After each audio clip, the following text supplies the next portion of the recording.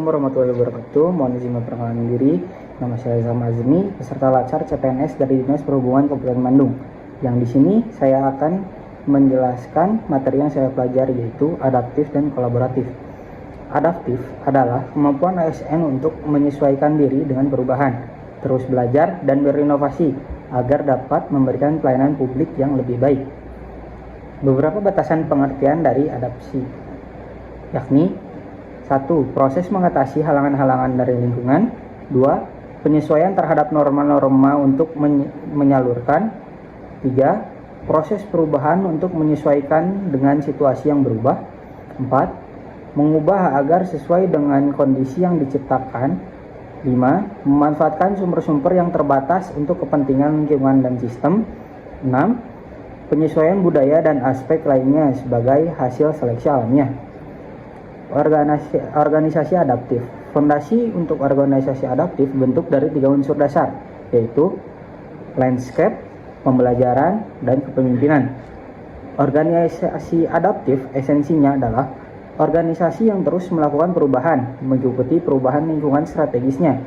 Setidaknya terdapat 9 elemen budaya adaptif menurut Management Advisory Service UK yang perlu menjadi fondasi ketika sebuah organisasi akan mempraktikannya, yaitu yang pertama purpose, kedua cultural value, 3 vision, 4 corporate value, 5 corporate strategy, 6 struktur, 7 problem solving, 8 partnership working, dan yang 9 rules. Hal ini tidak terlepas dari bagaimana organisasi membawakan karakter yang dominan dalam pelaksanaan tugas dan fungsinya. Sebagai ASN, marilah kita membuka diri terhadap perubahan, terus belajar dan berinovasi dalam setiap tugas. Dengan menjadi pribadi yang adaptif, kita mampu memberikan pelayanan yang lebih efektif, modern, dan sesuai kebutuhan masyarakat yang terus berkembang. Lalu selanjutnya, materi kolaboratif. Materi kolaboratif adalah kemampuan ASN untuk bekerja sama secara aktif dengan berbagai pihak guna mencapai tujuan bersama dan memberikan pelayanan publik yang optimal. Terdapat 6 kriteria penting untuk kolaborasi, yaitu 1. Forum yang diprakarsai oleh lembaga publik atau lembaga. 2. Peserta dalam forum termasuk aktor non-state. 3. Peserta terlibat langsung dalam pengambilan keputusan dan bukan hanya dikonsultasikan oleh agensi publik. 4. Forum secara resmi diatur dan bertemu secara kolektif. 5. Forum ini bertujuan untuk membuat keputusan dan konsensus, bahkan jika konsensus tidak tercapai dalam praktik. Dan yang terakhir, fokus kolaborasi dalam kebijakan publik atau manajemen.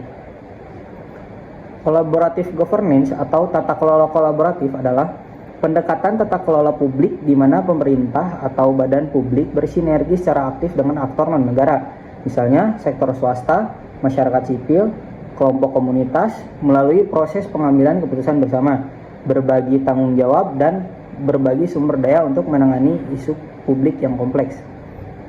Terdapat 3 tahapan yang dapat dilakukan dalam melakukan asesmen terhadap tata kelola kolaborasi, yaitu mengidentifikasi permasalahan dan peluang, merencanakan aksi kolaborasi, dan mendiskusikan strategi untuk mempengaruhi. Sebagai ASN, marilah kita saling bersinergi, bekerja sama lintas fungsi dan pemangku kepentingan, serta membangun komunikasi yang terbuka. Dengan semangat kolaboratif, kita dapat menghadirkan pelayanan publik yang lebih efektif, inovatif, dan berdampak nyata bagi masyarakat. Mungkin cukup sekian yang dapat saya sampaikan. Wassalamualaikum warahmatullahi wabarakatuh.